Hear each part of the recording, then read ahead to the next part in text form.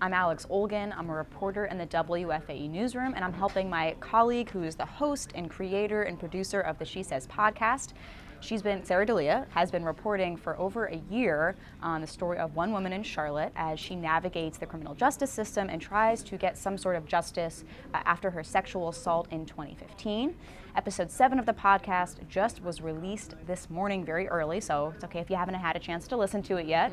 We're not going to give away anything, but we're going to talk a little bit about episode 7. And just as a reminder, you can listen to the podcast on WFAE.org/SheSays or wherever you get your podcasts. So Sarah, episode 7 is a little bit different. We take a little bit of a break from Linda's story and talk to another sexual assault survivor whose name is Emily. Why did you decide to talk to Emily and tell her story? Yeah, so Emily, we know that parts of Linda's story are really going to resonate with people, and some parts are just not going to. And some parts people may be to see, a little bit of themselves in Linda's story, and other parts they may say, I was sexually assaulted and that was not my experience at all. So we really wanted to give a completely different perspective and a completely different scenario about the assault that actually happened, about the encounter Emily had with police. And we wanted to show that because every sexual assault survivor's story is different, there are different obstacles. So there are some things that Emily encountered that were similar to Linda, but then there were also some obstacles that she encountered that were completely different from Linda's story. So we wanted to show listeners that, we recognize that Linda's story isn't a one-size-fit-all kind of story, and that it looks different for everyone. And Emily got some relatively swift justice in comparison, and that's not much of a spoiler alert because there's a lot of components to Emily's story. But can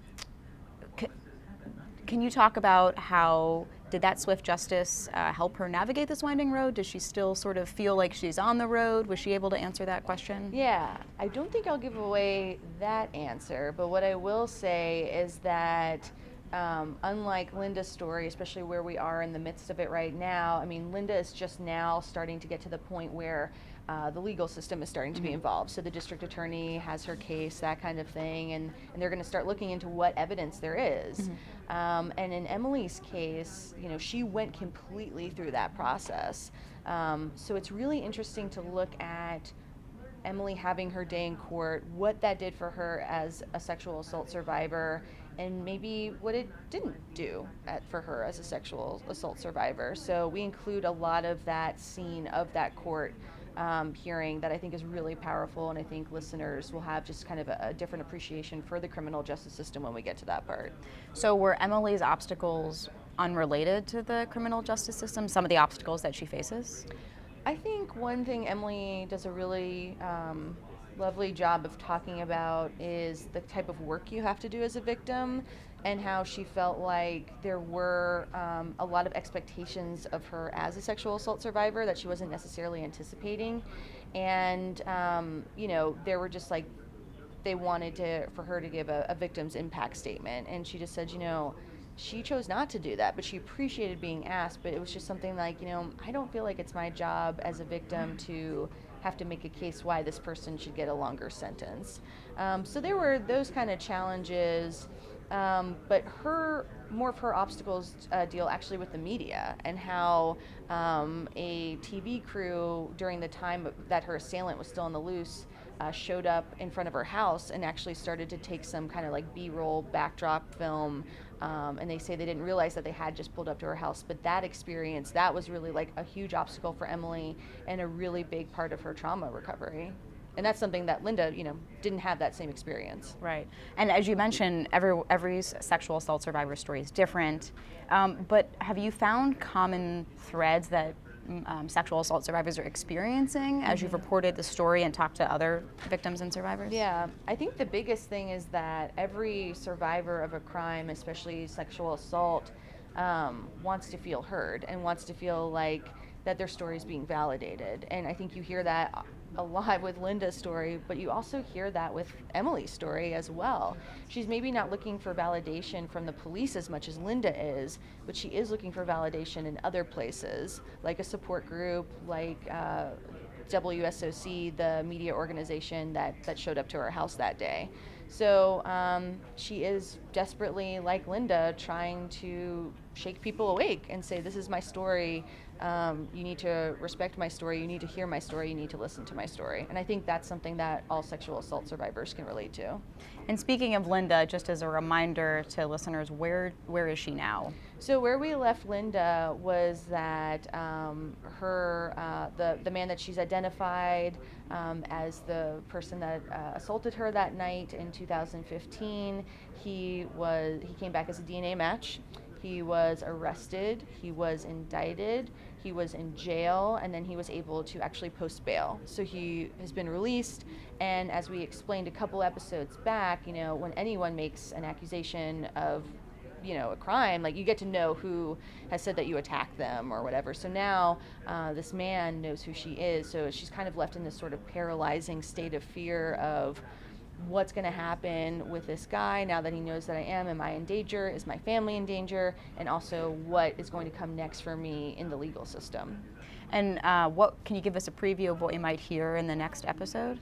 Well, next episode, we do circle back with Linda, but we hear from someone that I think people really want to hear from, which is a family member. A lot of people have reached out to us asking us, like, well, what does Linda's family think about this?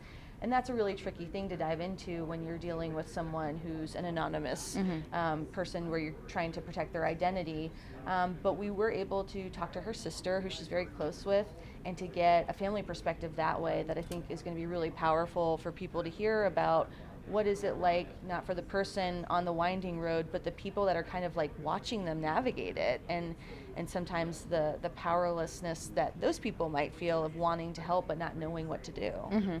And so one thing that I want to share with listeners that you just told me this week, and I've been working with you for months on the podcast, how you came up with the name She Says. So can you just go through a little bit of how you came up with that? Alex thinks this is very interesting. I do.